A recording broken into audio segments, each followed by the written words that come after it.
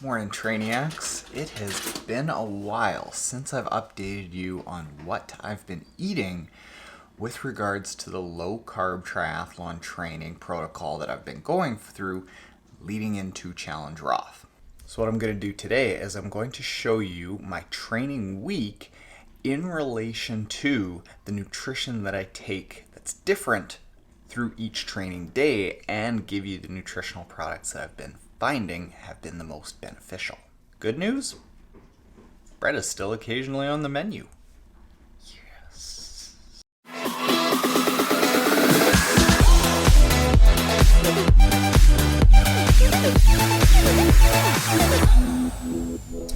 So, Trainiacs, it has been a little while since I've updated you on how I've been going with the low carb triathlon training plan that we've been doing. Now, I've been saying all along that it's not as simple as just lower your carbs. It's not as simple as just do keto. It's not as simple as just eat a whole bunch of fat. There are a lot of things that you need to manipulate based off of what workouts you're doing when and what you're trying to accomplish. It's also not so simple to know what you need to eat. So what I'm going to show you now is what my training week looks like, what nutrition I take when, and what nutritional products I've found have been really helpful going through this. Now, big disclaimer to all this is I still don't know if this works. Frankly, I'm not sure how my body is reacting. Like, the training doesn't feel like it's going amazingly, and that's a good thing. The fact that I've gone through this and am documenting it and talking about it and talking honestly about it, I think that's the point. It wasn't so that I could find this silver bullet of triathlon training. If I did react well to it, great. But at least now, even if I don't react well to it and I have a hard lesson to learn at Challenge Roth, that kind of scares me. I at least know a lot more about the process because there are a lot of people out there that it will work for. Let's get into it. So first you'll see that I am using Training Peaks now. It's not that I think that Training Peaks is the be all end all. It's just what the Plews uses and all of his workout databases are in there. So yes, I am using Training Peaks right now. Here's how the week looks right now. Monday is a bit of a lighter day where we just do a 40-minute easy spin and about a 60-minute easy swim. Tuesday is kind of like a race simulation day. It's a longer strength-focused bike ride of about an hour and 45 minutes right now. And for context, I am 38 days away from Challenge Roth. So that strength-focused bike, hour and 45 minutes with yesterday when I did the bike, a total of 8 times 8 minutes with low gear work at above race effort, close to FTP. So I did 8 minutes at about 70 cadence at 260 watts, where my FTP is about 285. After that, I did a run off the bike of 30 minutes, 6K. Wednesday is a bit of a lighter day, so it's an endurance run, hour and 15 minutes, mostly at low heart rates, but depending on the week, I might include 30 minutes at tempo effort. Thursday is more like a speed day. So we do longer, harder intervals. Right now, I'm doing that as my group ride, really road surges, really high intensities with short rests, bursts of speed, and then I do an 8-kilometer run off the bike. Friday, I do more of a key swim, about an hour to an hour and a half long. And then if I'm feeling okay, I will add in a 40-minute low intensity run there. Saturday and Sunday, this is the money day. So Saturday, right now, I've built up to a 4.5-hour ride. And in that, I have 30-minute sections where I started with 0 30-minute sections, just rode for 4 hours aimlessly. But now we're gonna be riding for 4.5 hours with 4 30-minute chunks at race effort. Off of that, I will do an 8-kilometer run.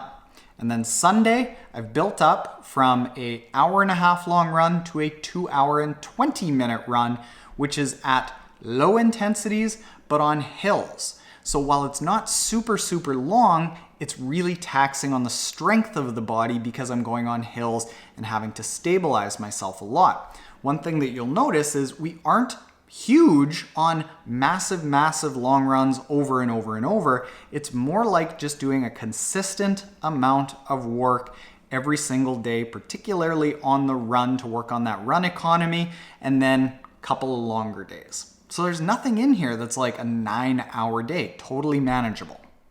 Now let's get into what I'm taking where. There are currently 3 days where I start manipulating carbs a little bit. We need to accomplish 2 different things with the low carb adaptation. One, we need to make sure that my body can burn fat as fuel, and we do that with low intensity, longer workouts. Number 2, we need to make sure that my body can burn fat as fuel at higher intensity. We need to make my maximal fat oxidation closer to my race intensity.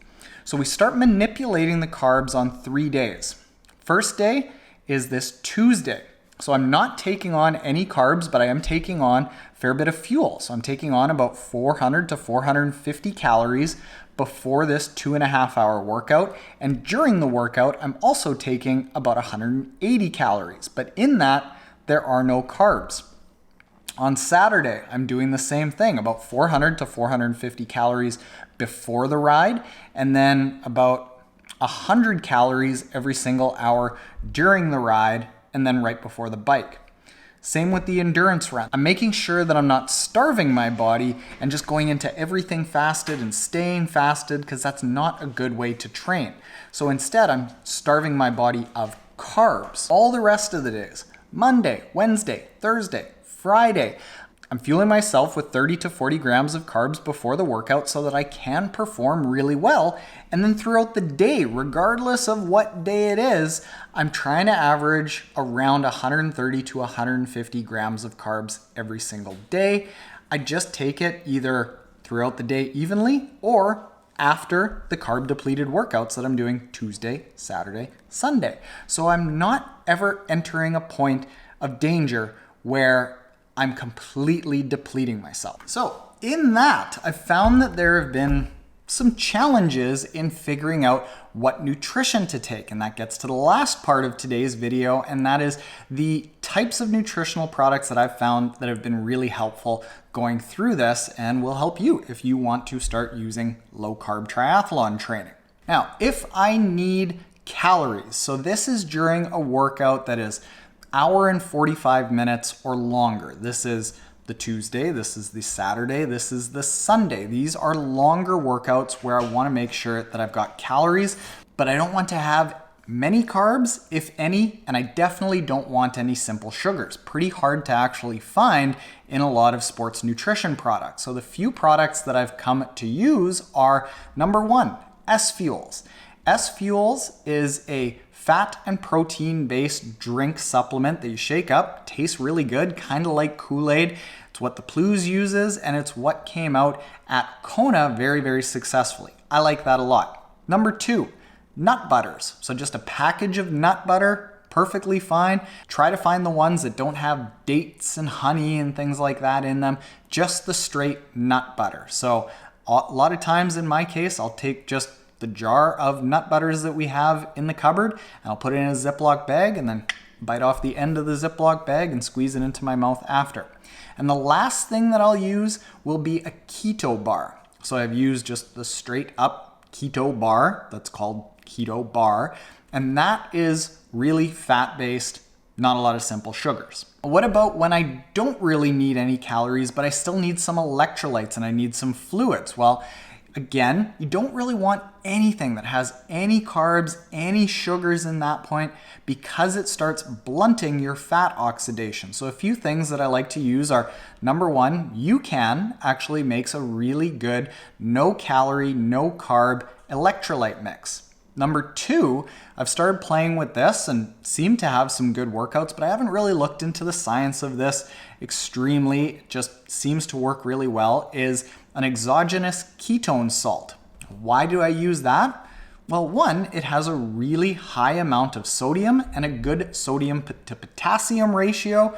So it's a good electrolyte drink. It does have calories, but it's just from ketones, so no sugars, no carbs. And then I mix that with a little bit of branched chain amino acids, which is thought to delay the mental fatigue and just kind of slowly droning on and losing energy because amino acids cross the blood-brain barrier. And the thought is that it keeps you a little bit more fresh. This is according to Peter Attia, who does, I think, 30, 40, 50K marathon swims. Between those few things, that basically takes care of almost all of my fueling needs. Now, am I changing anything? I believe as we start going forward and getting closer and closer to the race, that race simulation day on Tuesday, we will start adding the carbs back in from any normal source of endurance sports nutrition product, because I want to be able to not just access fat as fuel, I want to be able to process sugar and carbs as fuel come race day.